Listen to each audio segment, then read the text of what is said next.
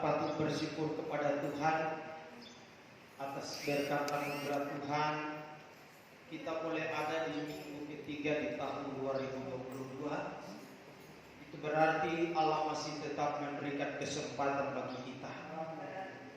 Kemudian ya secara khusus saya ucapkan terima kasih sekali lagi yang kesekian sekali para hamba Tuhan, suami istri bahkan para pelayan jemaat boleh kembali percaya dan saya untuk melayani kita dengan firman Tuhan saat ini. Dan secara pribadi saya ucapkan selamat tahun baru bagi kita semua sekalipun sudah sampai kepada minggu ketiga. Dan hari ini juga istilah kalau di Manado disebut kuncikan, berarti pada hari ini kita mengakhiri semua aktivitas kita mungkin pada masa Natal. Itu sebabnya pada kesempatan ini kita tidak akan berlambatkan waktu. Kita lihat bagian firman Tuhan dalam Wahyu pasal 12 ayat 1. Satu ayat firman Tuhan yang akan kita baca secara bersama-sama. Wahyu pasal 12 ayat yang pertama.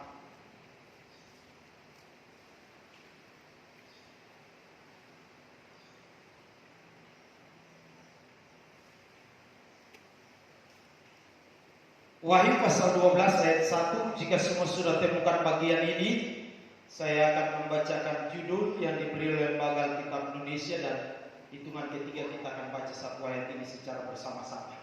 Wahyu pasal 12 ayat 1. Amin.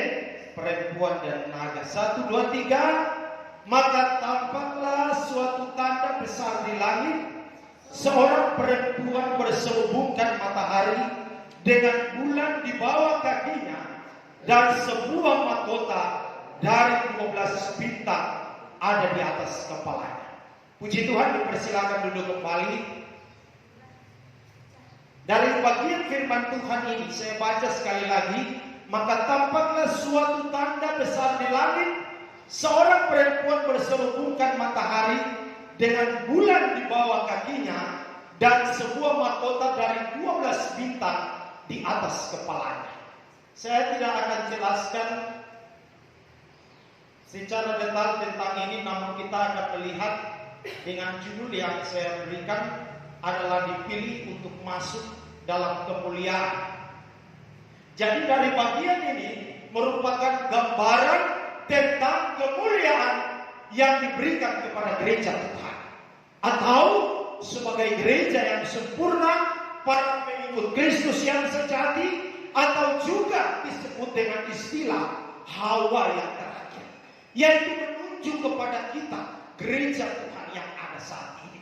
Kemuliaan yang diberikan kepada gereja sempurna adalah kemuliaan secara penuh yang akan diberikan kepada gereja yang akan menang. Amin. Itu sebabnya kita harus bisa mengetahui hal ini, bahwa kita akan menerima sesuatu kemuliaan secara penuh yang Allah berikan kepada kita. Kalau kita lihat dalam konteks kematian di dalam 1 Korintus pasal yang ke-15 ayat ke-41. 1 Korintus pasal yang ke-15 ayat ke-41.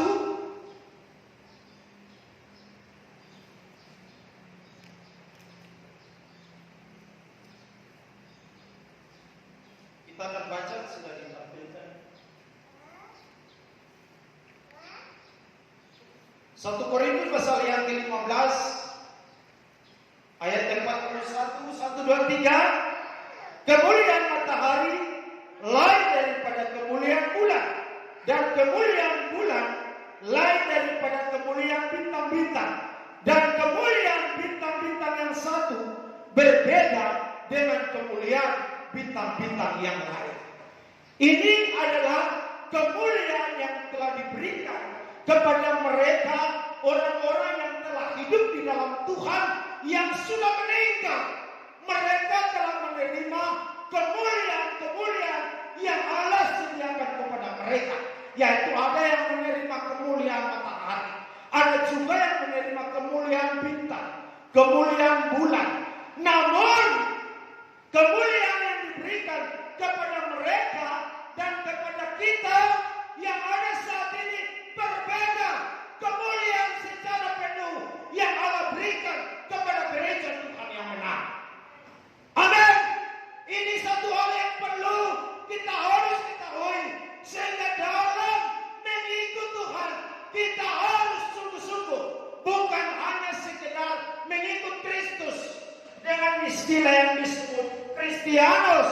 Berarti bagaimana kesungguhan kita untuk mengikut Tuhan itu, kita harus tunjukkan bahwa kita akan menerima kemuliaan secara penuh, baik kemuliaan Trinitas yang akan diberikan kepada gereja Tuhan.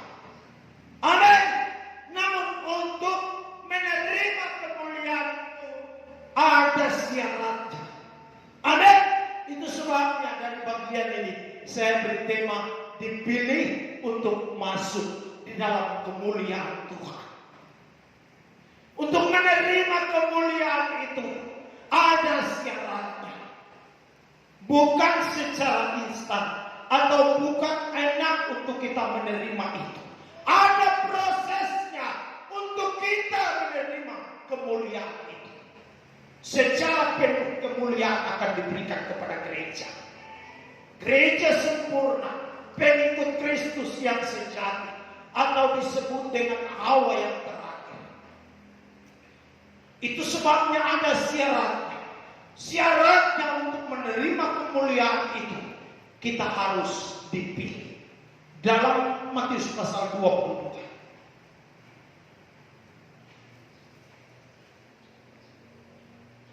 Matius pasal 22. Ayat 1 sampai 14. Namun kita akan baca ayat 14. Nanti penjelasannya kita akan lihat ada dua bagian orang kelompok dari bacaan ini. Matius pasal 22 ayat 1 sampai 14. Ayat 14 kita akan baca 1, 2, 3. Sebab banyak yang dipanggil, tetapi sedikit yang dipilih.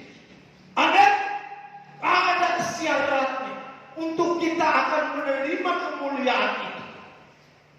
Kita harus dipilih oleh Tuhan. Amin. Dari bagian ini ayat 1 sampai ayat yang ke-7 ini bicara tentang kelompok yang pertama atau kelompok orang Yahudi. Dari undangan yang diberikan kepada orang Yahudi atau bangsa Israel ini, mereka begitu dihargai, dihormati oleh karena nenek moyang mereka, sehingga mereka mendapat penghormatan untuk diundang masuk di dalam perjamuan itu. Namun ketika utusan-utusan itu kepada mereka, mereka bahkan mengolok-olok utusan itu, bahkan mereka membunuh para utusan itu. Padahal bagaimana raja itu sangat mengharapkan kehadiran mereka dalam satu undangan untuk masuk di dalam perjamuan itu. Namun mereka menolak undangan itu, bahkan membunuh para hamba-hamba Tuhan yang diutus itu. Itu sebabnya kalau kita lihat di dalam kitab Matius pasal 22 ayat 37 sampai 39, Yerusalem, Yerusalem, engkau yang membunuh nabi-nabi dan melempari dengan batu orang-orang yang diutus kepadamu. Berkali-kali aku rindu mengumpulkan anak-anakmu, sama seperti induk ayam mengumpulkan anak-anaknya di bawah sayapnya, tetapi kamu tidak mau. Lihatlah, rumahmu ini akan ditinggalkan dan menjadi sunyi. Dan aku berkata kepadamu, mulai sekarang kamu tidak akan melihat aku lagi, sehingga kamu berkata, diberkatilah dia yang datang dalam nama Tuhan. Mereka diundang untuk masuk di dalam perjamuan itu. Namun mereka menolak undangan itu.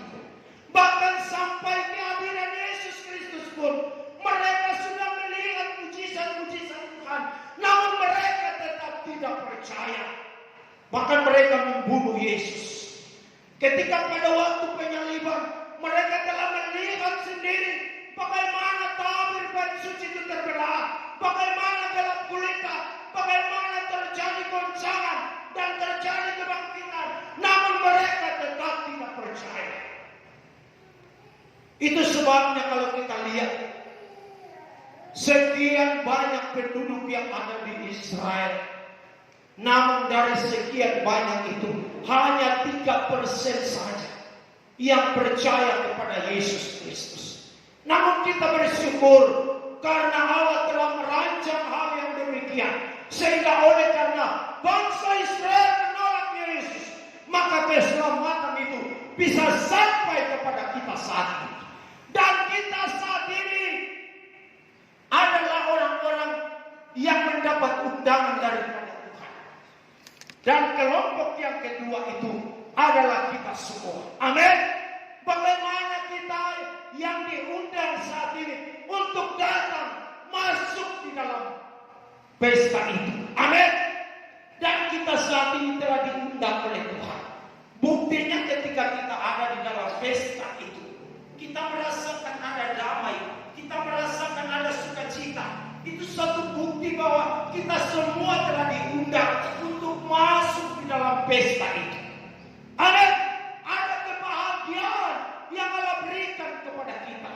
Itu sebabnya kita berusaha supaya benar-benar kita dipanggil, namun kita juga dipilih untuk masuk di dalam kemuliaan yang Allah sediakan kepada kita. Jangan sampai kita gagal. Karena hari-hari ini banyak yang mengalami kegagalan di dalam gereja. Sekalipun sudah banyak mendapat undangan, namun ada juga yang tidak mau datang. Amin. Hari Minggu ada kesempatan untuk datang, namun selalu saja ada alasan untuk tidak mau datang di dalam memenuhi undangan itu. Amin. Tuhan undang kita semua yang ada dimanapun, kita semua diundang untuk masuk di dalam pesta Tuhan, menikmati kuasa Tuhan itu, menikmati damai sejahtera dan sukacita. Sehingga dalam menjalani hidup ini ada begitu banyak tantangan, namun ada jaminan tentang kebahagiaan yang Allah berikan kepada kita, sehingga tetap kita kuat untuk menghadapi setiap masalah di dalam kehidupan kita. Haleluya.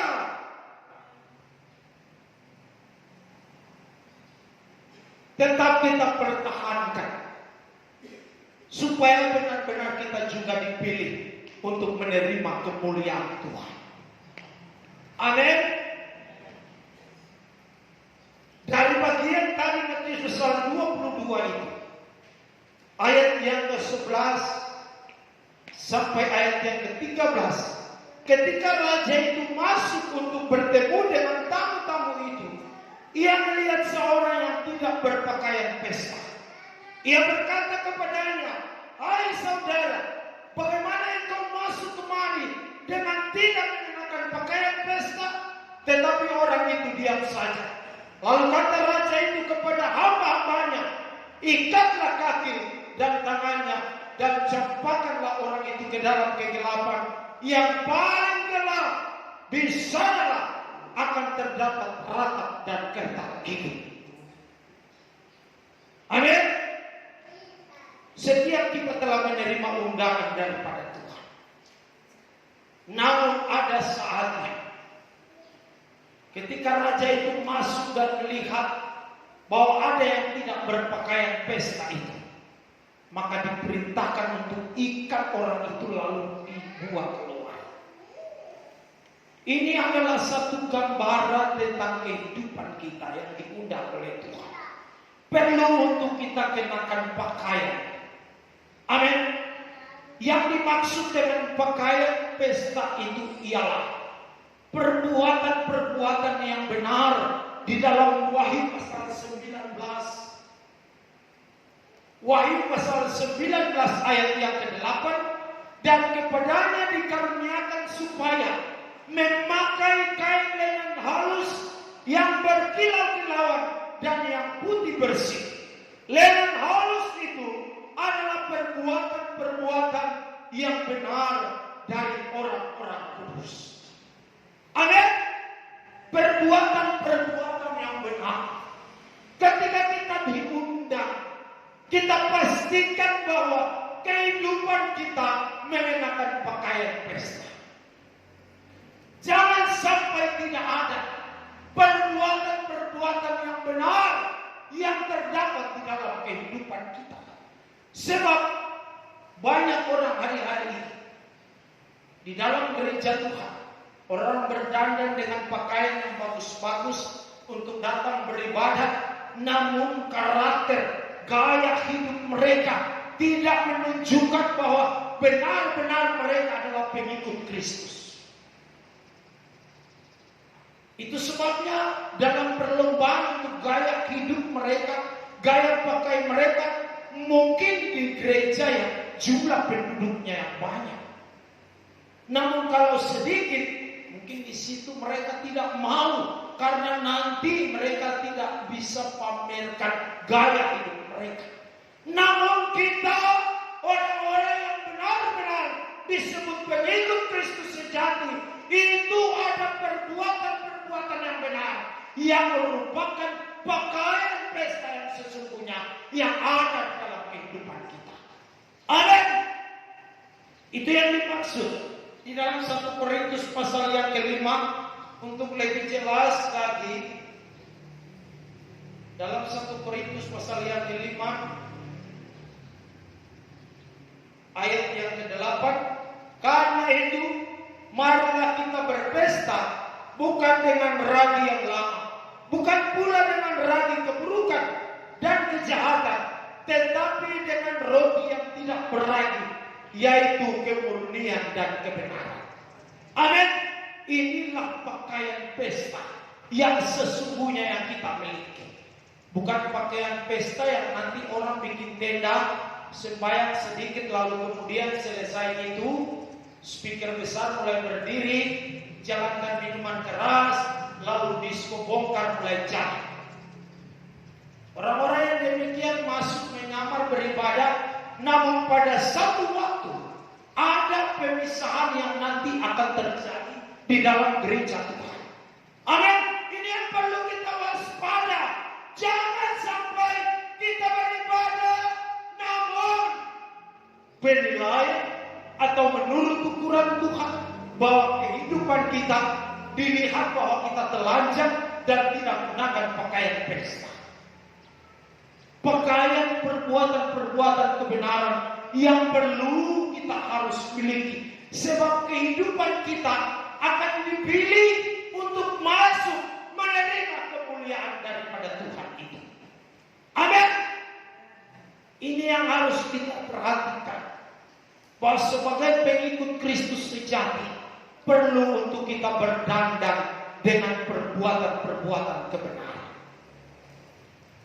Itu baru kita bisa dapat layak untuk masuk di dalam perjamuan Tuhan.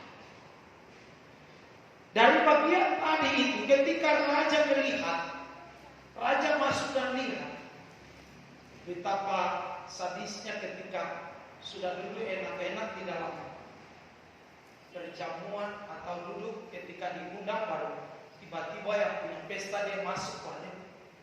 Kok ada di sini? Kenapa tidak pakai pakaian? Kenapa pakaian dia begitu?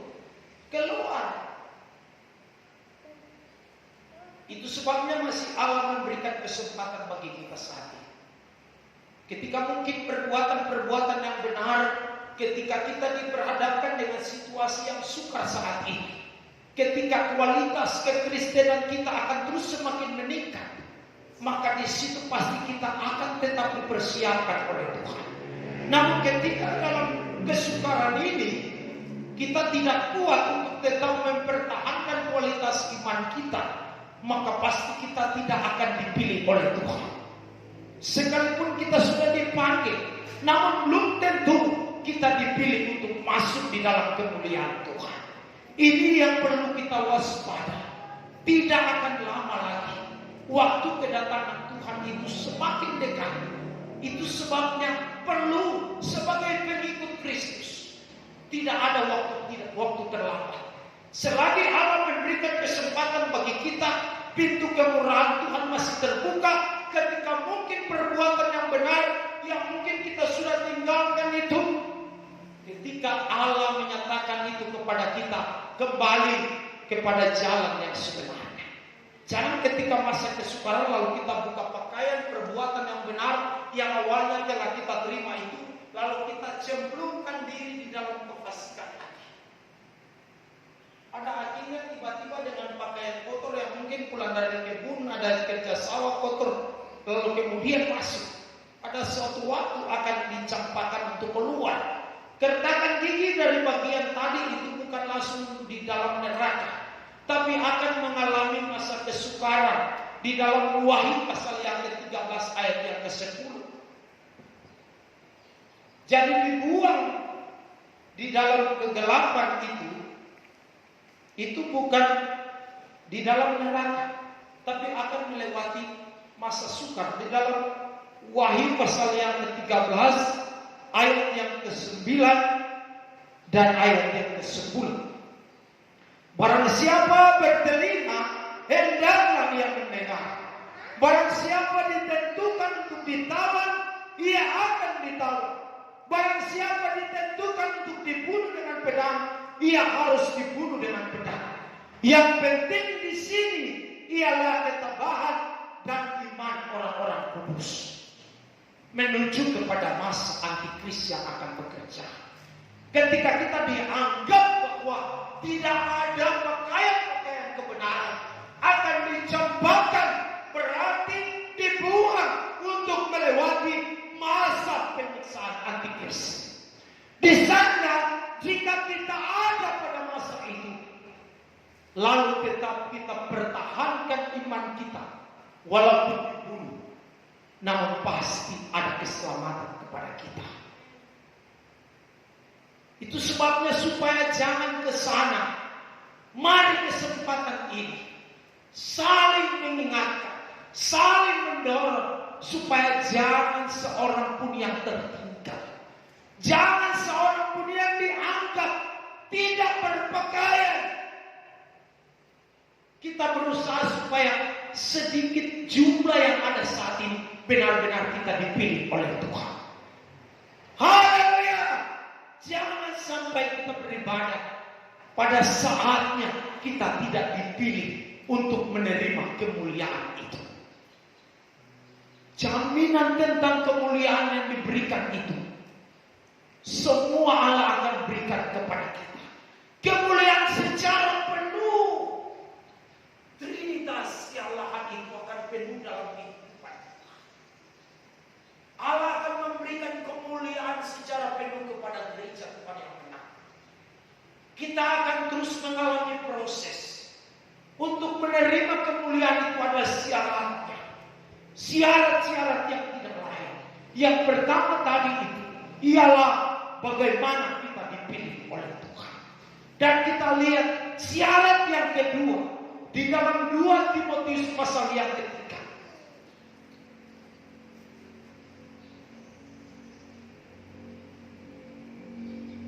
2 Timotius pasal yang ketiga ayat 1 sampai ayat yang ke-5. Keadaan manusia pada akhir zaman. Ketahuilah bahwa pada hari-hari terakhir akan datang masa yang sukar. Manusia akan mencintai dirinya sendiri dan menjadi hamba Tuhan. Mereka akan membual dan menyombongkan diri. Mereka akan menjadi pemfitnah. Mereka akan berontak terhadap orang tua dan tidak tahu berterima kasih, tidak memperdulikan agama, tidak tahu mengasihi, tidak mau berdamai, suka menjelekkan orang, tidak dapat mengekang diri, garang, tidak suka yang baik, suka mengkhianat, tidak berpikir panjang, berlagak tahu, lebih menuruti hawa nafsu daripada menuruti Allah. Secara lahiriah mereka menjalankan ibadah mereka, tetapi pada hakikatnya mereka memungkiri kekuatannya. Jauhilah mereka itu. Jadi ada syaratnya untuk menerima kemuliaan Tuhan itu. Yang pertama, bagaimana kita dipilih. Yang kedua, Allah mengizinkan kita untuk melewati masa yang sukar. Apakah tetap kualitas iman kita terus meningkat atau menurun? Kita sendiri yang menentukan. Kita sendiri yang menilai itu. Saya tidak bisa menilai. Penilaian saya tentu pasti saja bisa salah. Namun kalau kita sendiri yang menilai itu, mungkin di tengah kesukaran ini, yang tadinya itu manusia, yang tadinya hidup ketika dipanggil dalam kitab 2 Korintus itu, ketika kita dipanggil menjadi milik Tuhan, kita tidak hidup untuk diri sendiri, tapi kita hidup untuk orang lain. Kalau dibuat tabel dan lihat perbandingan tentang firman Allah dan kehendak Allah, yaitu untuk edukasi, buat perbandingan, kenyataanlah mencintai diri sendiri. Kita bisa buat itu dan lihat. Apakah di tengah kesukaran ini yang kita lewati, baik masa pandemi maupun kesukaran yang lainnya, tetap kita mempertahankan itu? Ataukah ada perubahan ketika kita melewati kesukaran itu? Banyak iman yang mulai berubah. Banyak pengikut Kristus yang hari-hari ini mulai goncang. Di tengah situasi itu mulai berubah. Sehingga kasih yang tadinya itu mulai menjadi tawar, mulai menjadi tinggi.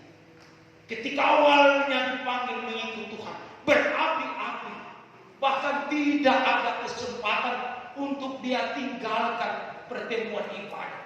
Tidak ada kesempatan untuk dia tidak melayani. Semuanya itu dia mempergunakan kesempatan itu dengan baik. Namun ketika diperhadapkan dengan masa sukar itu, mulai berubah, mulai mundur sedikit demi sedikit, mulai mundur dan mulai besar. Sehingga pada akhirnya orang bilang, itu dulu itu luar biasa, tapi kok hari-hari ini ada apa sedikit mesti marah, ada apa sedikit mesti jadi jalan yang tadinya bukan sukacita itu. Kenapa kalau lewat lihat orang itu bukan selalu berampun dan buka bangka? Tuhan ampun, fotonya parang sepasang karena bukan terlalu bangka.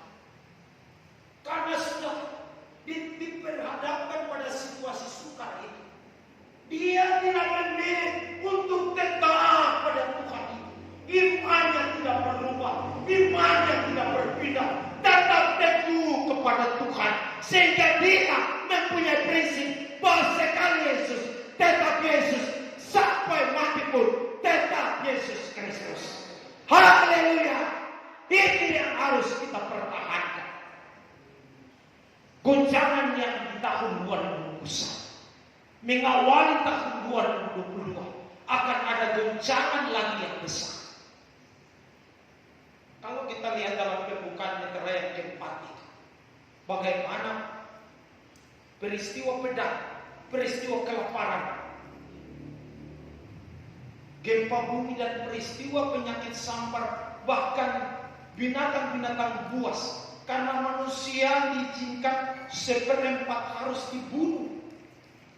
Jadi bersamaan hari-hari ini kita dengar, kalau ikuti peristiwa kelaparan yang terjadi di Taliban di Afghanistan ketika diambil alih oleh Taliban, bagaimana kasihan bayi-bayi balita yang mati bukan karena mereka mengalami peperangan, tapi karena mereka mengalami kelaparan, kekurangan nutrisi, sehingga tulang pipi dikasihan. Kalau kita lihat bagaimana sangat susah keadaan mereka, susah makan, susah air, tidak diberikan kebebasan kepada Taliban.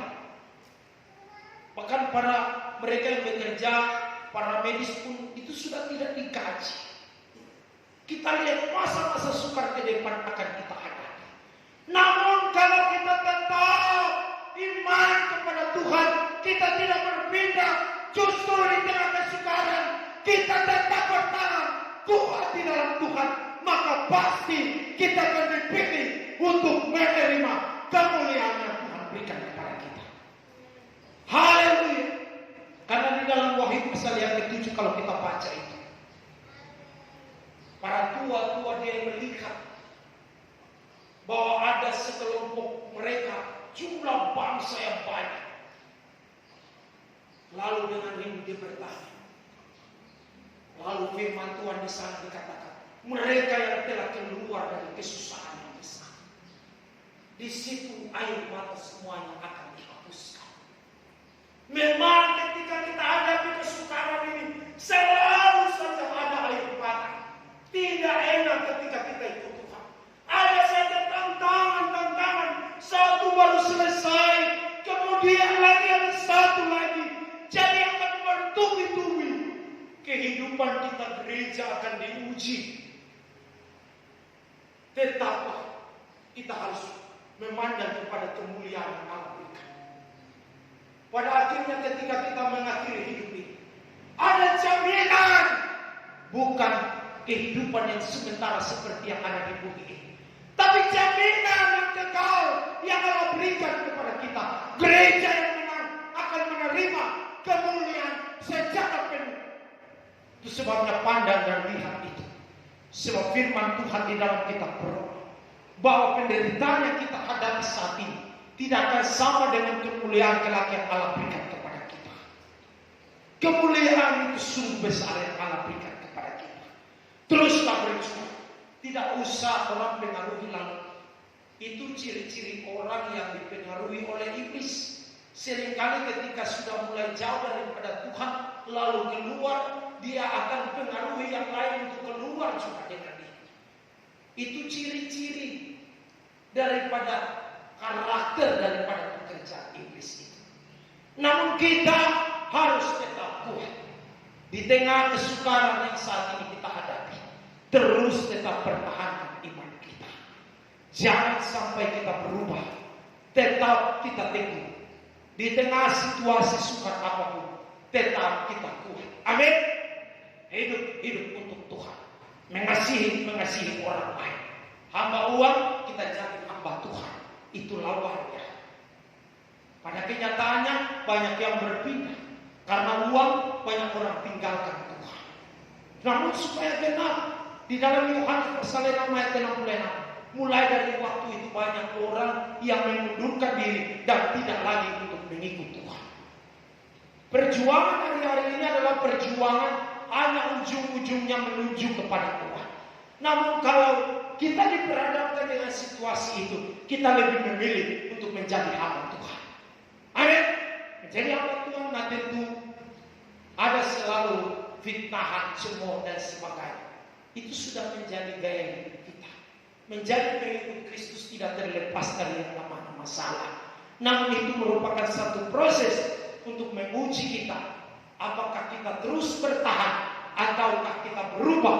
Kita sendiri yang menentukan itu. Kuncinya supaya jangan berubah, tetap tinggal di dalam Tuhan. Amin. Lakukan bagian Tuhan di tengah kesukaran ini. Kita percaya kalau kota ini hari-hari mengalami kesusahan, orang usaha bekerja, pendapatannya tidak sama, namun orang yang hidup mempertahankan iman kepada Tuhan tidak akan pernah mengalami kesusahan. Itu jaminan yang Allah berikan kepada kita. Selalu saja ada perbedaan. Maleakhi pasal 3 Allah akan membuat perbedaan antara orang benar dan orang fasik, antara orang beribadah dan yang tidak beribadah. Allah akan membuat perbedaan itu. Amin. Walaupun cara-cara fasik yang hari-hari ini orang gunakan, namun tetap Allah akan tetap memberkati kita. Sebab berkat yang daripada Tuhan itu, sekalipun manusia mau berusaha untuk mau mengambilnya, tapi Allah, apa yang Allah berikan kepada kita itu akan tetap Allah menyatakan kepada kita. Haleluya. Jadi tetap bertahan, lakukan bagian Tuhan, maka segala sesuatu itu Allah pasti akan kerjakan kepada kita. Apapun kesulitan di dalam rumah tangga kita, pribadi kita, jangan kita melupakan Tuhan. Di tengah situasi sukar, jangan sampai berubah. Kalau dulu sebelum susah, setia sekali. Tapi setelah mulai susah, mulai dikunjungi, alasan banyak yang akan dibuat. Jangan seperti itu. Kita harus tetap mampu untuk menghadapi persoalan. Kita bersyukur kalau ada tantangan, ada persoalan.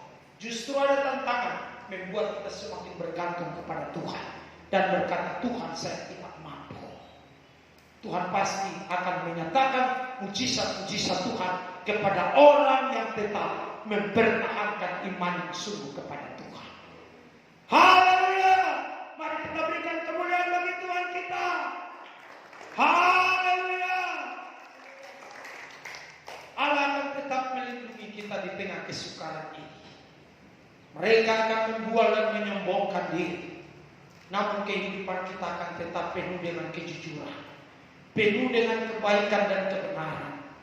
Orang selalu mau menyombongkan atau mau selalu berbohong, membual dan sebagainya, namun tetap kita berkata benar. Amin. Kita tahu bahwa ketika kita menyombongkan diri, berarti itu kita sudah mencuri kemuliaan Tuhan. Lalu bagaimana? Keputusan kita kembali merendahkan diri di hadapan Tuhan, karena Tuhan yang akan meninggikan kita ketika kita selalu merendahkan diri. Namun orang yang menyombongkan diri pasti kekuatannya akan dipatahkan oleh Tuhan. Tapi orang yang selalu merendahkan diri, maka Tuhan akan meninggikan dia. Tuhan akan selalu menyertai dan memberkati. Asalkan saja di tengah kesukaran, kualitas kekristenan kita, kualitas iman kita harus semakin meningkat, bukan semakin menurun, tapi semakin meningkat. Bukan semakin merosot, tapi semakin meningkat. Ini yang perlu kita jaga. Tetap bersukacita, karena besar sekali upaya Allah berikan kepada kita. Tidak lama lagi, awal tahun 2022 kita lihat banjir bandang di Jayapura, banjir lagi di daerah-daerah lain, longsor, badai sapu pesisir. Jadi mengakhiri tahun dan mengawali tahun itu ada korban-korban. Namun kalau saat ini kita masih diberikan kesempatan untuk hidup di tahun 2022, berarti Allah memberikan kesempatan kepada kita untuk dipersiapkan, untuk disempurnakan oleh Tuhan. Karena gereja Tuhan yang tetap bertahan di tengah masa sukar itu, dia akan disempurnakan untuk masuk di dalam kemuliaan Tuhan. Sementara gereja yang tidak sempurna akan melewati kesukaran, yaitu masa antikris yang akan bekerja 3,5 tahun. Itu sebabnya dalam kesempatan ini tetap kita jaga itu. Pembukaan bendera yang ke-6 di sana ada pemisahan yang nantinya akan terjadi. Itu sebabnya kita jaga supaya benar-benar semua kita ini dipisahkan dan dipelihara oleh Tuhan di satu tempat yang dipersiapkan bagi gereja Tuhan. Kiranya lewat firman Tuhan ini, Tuhan Yesus memberkati kita dan tetap semangat berjuang terus, karena pintu yang sempit itu tidak semua orang yang mau masuk di dalamnya. Tapi kalau kita yang ada saat ini, kita adalah orang-orang yang selalu berjuang, walaupun di tengah situasi sukar apapun, tetap kita berjuang. Kiranya Tuhan Yesus memberkati. Saya rindu untuk kita nyanyikan satu pujian.